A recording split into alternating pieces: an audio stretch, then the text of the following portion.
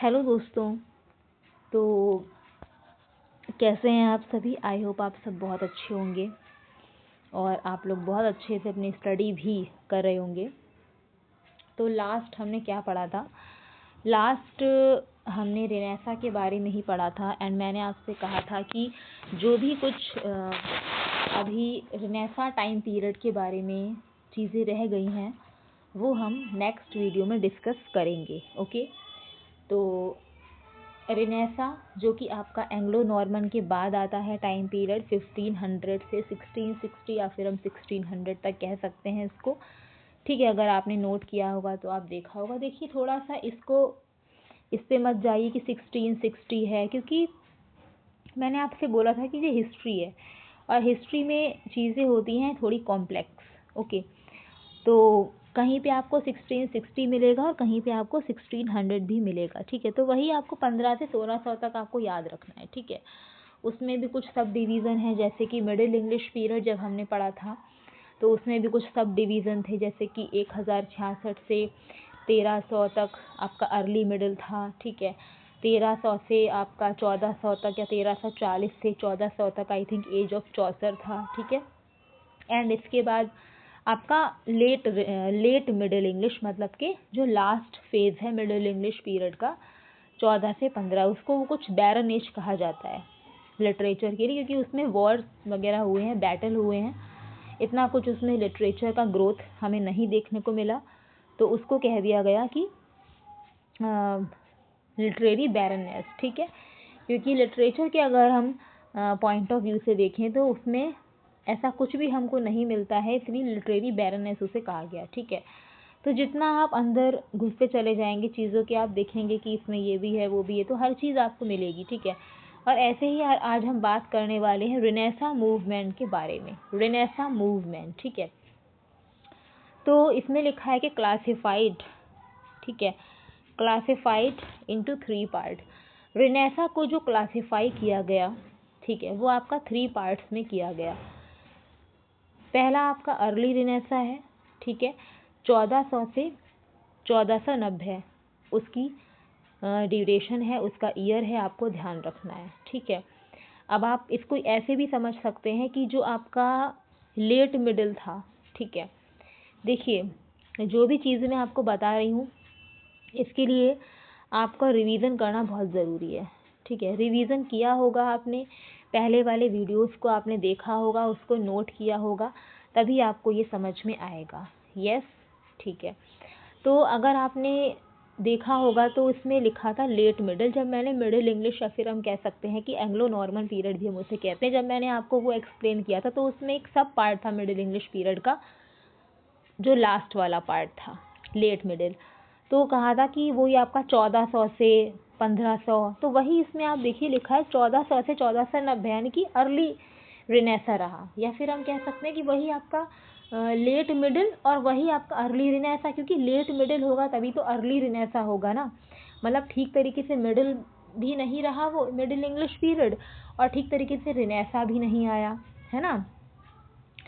तो जैसे कि आप ऐसा समझ लीजिए कि हम लोग जब एडोलसेंस या फिर हम लोग जो अवस्थाएं पढ़ते हैं ना साइकोलॉजी में, तो उसमें आप देखेंगे कि 12 से 14, फिर उत्तर बाल अवस्था, है ना, मध्य बाल अवस्था, इस तरीके से पढ़ते हैं ना, कि ठीक से बाल अवस्था भी नहीं है ठीक से, तो बीच का जो एक स्टेज रहता है। ठीक है, तो हम वही कह सकते हैं कि हिस्ट्री है ये, है ना, तो हिस्ट्री में चीज़ें ऐसे होती ही हैं। यस, तो आप इसको समझ लीजिए कि अर्ली रेनेसा वही जो हमने लेट मिडिल ख़त्म किया था लास्ट, ठीक है, तो वही आपका अर्ली रेनेसा, इसको इन्होंने मतलब नाम दे दिया कि वो भाई अर्ली रेनेसा, क्योंकि वहाँ से स्टार्टिंग हो चुकी थी, वहाँ से चेंजेस दिखाई देने लगे थे, चेंजेस होने लगे थे, तो ये आपका अर्ली रेनेसा है 1400 से 1490।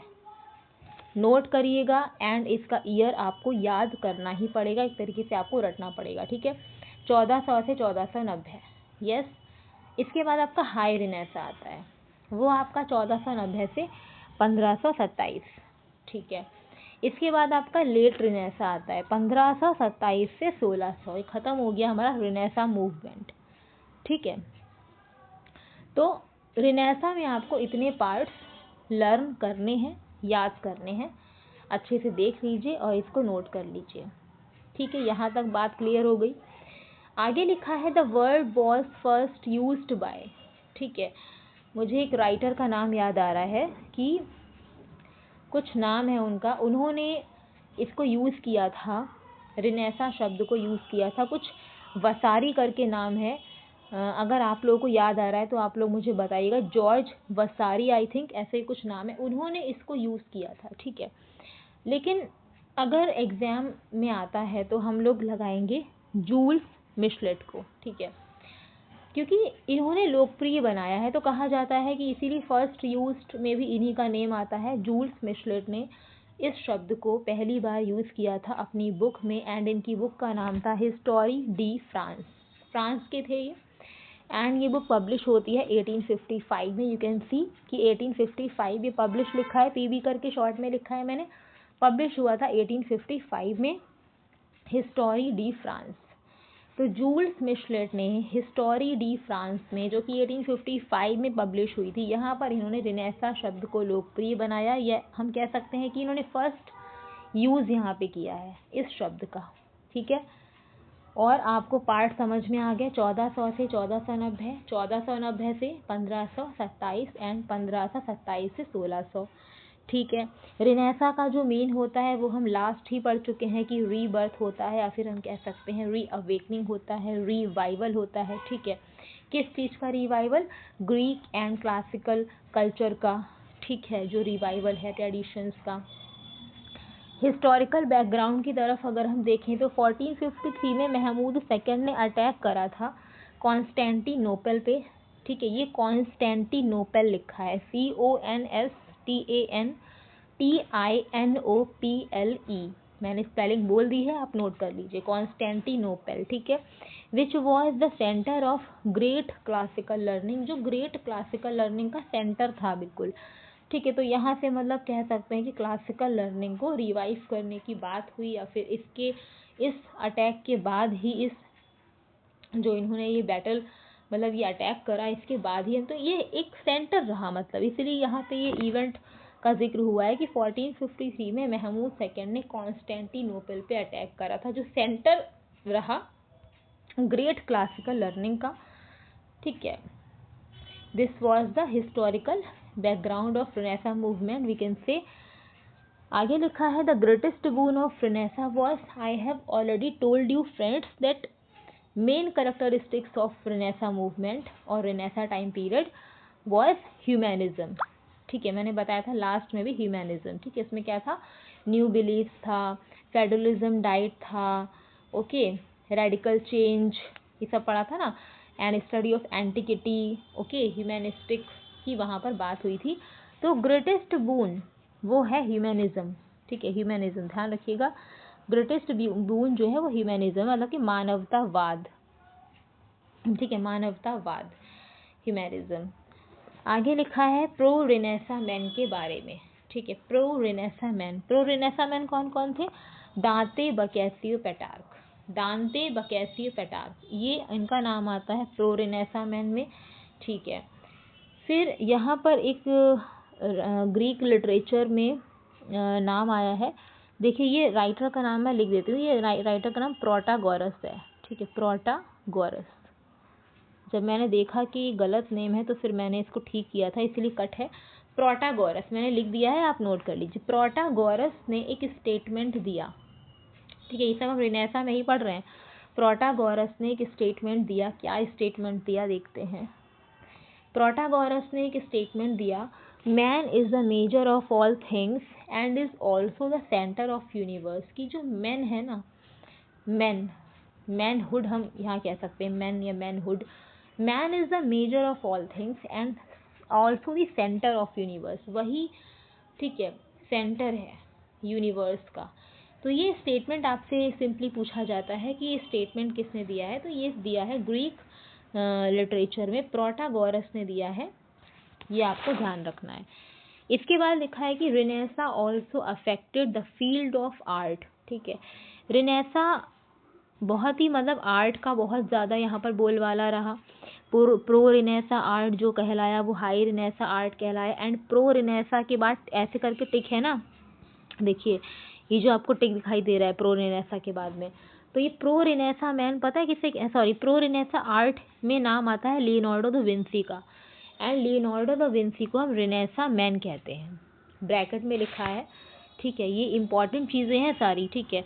तो अगर आपसे क्वेश्चन बनता है कि who was known as the renaissance man, ठीक है, who was the known as renaissance man, तो रेनेसा मैन हम कहते हैं लियोनार्डो दा विंसी को, ठीक है। प्रो रेनेसा आर्ट में किसका नाम आता है, लियोनार्डो दा विंसी का नाम आता है। प्रो रेनेसा मैन अगर हम देखें तो वो दांते बकैसी पेटार्क हैं, अभी हमने लास्ट पढ़ा था, बिल्कुल ठीक है, ध्यान रखिएगा। ये कुछ नहीं है, प्रोटागोरस, मैंने ऐसी स्पेलिंग वहाँ पे गलत हो गई थी तो मैंने यहाँ पे लिखा था, ठीक है, वो उधर आप लोग ठीक कर चुके हैं। इसके बाद नोट करके लिखा है कि Renaissance scholars of classical learning were called humanist, ठीक है। अब जब ग्रेटेस्ट बून ही रेनेसा का ह्यूमैनिज्म है, तो यहाँ पे जो स्कॉलर्स हुए होंगे फ्रेंड्स, तो क्लासिकल लर्निंग में तो वो ह्यूमैनिस्ट कहलाए होंगे, भाई ह्यूमैनिज्म रहा ना, तो भाई जो स्कॉलर्स होंगे वो ह्यूमैनिस्ट कहलाए होंगे, जाहिर सी बात है, ठीक है। तो वो क्या कहलाए, वो ह्यूमैनिस्ट कहलाए, ठीक है। फिर यहाँ पे एक चीज़ हम देखते हैं, इसी टाइम की पीरियड में गैलीलियो ने इस्टेब्लिश किया होगा हीलियोसेंट्रिक थ्योरी को, ठीक है ना, ये एक इवेंट हुए मतलब यहाँ पर, तो गैलीलियो ने इस्टेब्लिश हीलियोसेंट्रिक थ्योरी का मतलब होता है कि हीलियो का मीन्स होता है सन, विच इज सेंटर्ड अराउंड यहाँ पे अराउंड द सन नहीं होगा, अराउंड द यूनिवर्स होगा, मतलब कि जो गैलीलियो ने ये कहा कि जो सन है वो सेंटर में है यूनिवर्स के, यहाँ पे यूनिवर्स कर लीजिएगा, ठीक है, यहाँ पे यूनिवर्स कर लीजिएगा, which is centre around the universe, ठीक है, यहाँ पे आप लोग कर लीजिएगा यूनिवर्स, ठीक है, यूनिवर्स, ठीक।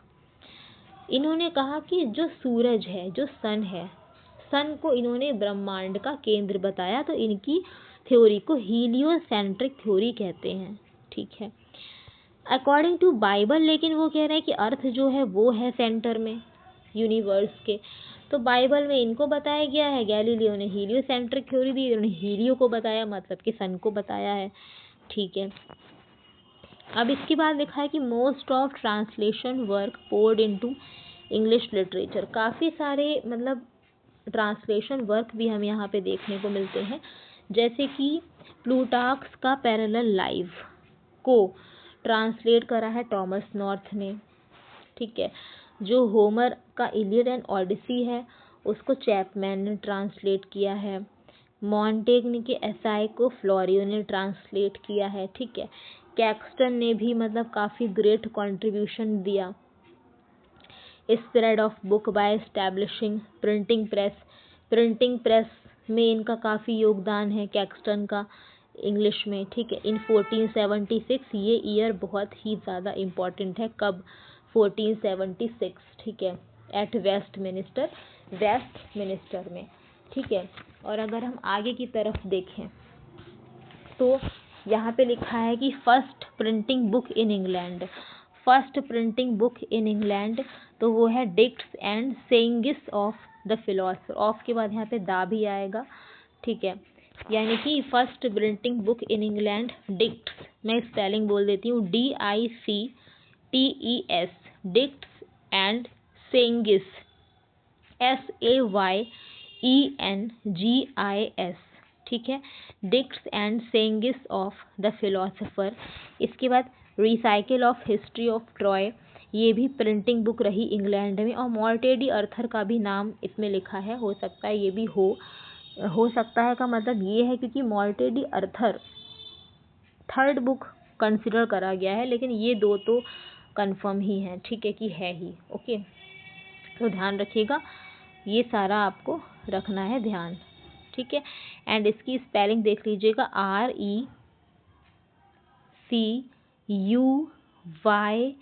RECUYELL, ये जो स्पेलिंग है ये मैंने यहाँ लिख दी, देख लीजिएगा, वहाँ पे आपको नहीं समझ में आ रही होगी, RECUYELL, ठीक है, इसको आप जो भी प्रोनाउंस करें, रिसाइल ऑफ हिस्ट्री ऑफ ट्रॉय। तो ये थे फ्रेंड्स आज के कुछ important points about Renaissance movement और Renaissance time period, we can say that. And अभी भी रेनेसा के बारे में इम्पॉर्टेंट चीज़ें मैं आपको बताऊंगी। कुछ चीज़ें इम्पॉर्टेंट अभी रह गई हैं रेनेसा के बारे में, तो जब तक जितना भी कंटेंट मेरे पास है रेनेसा के बारे में या जो भी किसी टॉपिक के बारे में मैं आपको फुल्ली नहीं दे दूंगी, तब तक मैं अभी आपको उसके बारे में इंफॉर्मेशन देती रहूँगी जब तक फुल्ली नहीं हो जाता। अभी भी है, थोड़ा सा बचा है रेनेसा के बारे में, तो हम नेक्स्ट वीडियो में उन सारी चीज़ों को देखेंगे, फोकस करेंगे, पढ़ेंगे, उसको स्टडी करेंगे। आज के लिए इतना ही है फ्रेंड्स। वीडियो को लाइक करें, इसको ज़्यादा से ज़्यादा शेयर करें, एंड अगर आपने चैनल को सब्सक्राइब नहीं किया है तो चैनल को सब्सक्राइब करें। ओके, तो मिलते हैं नेक्स्ट वीडियो में। रेनेसा को ही कंटिन्यू रखेंगे, पढ़ते रहिए एंड नोट्स बनाते रहिए। Thank you so much.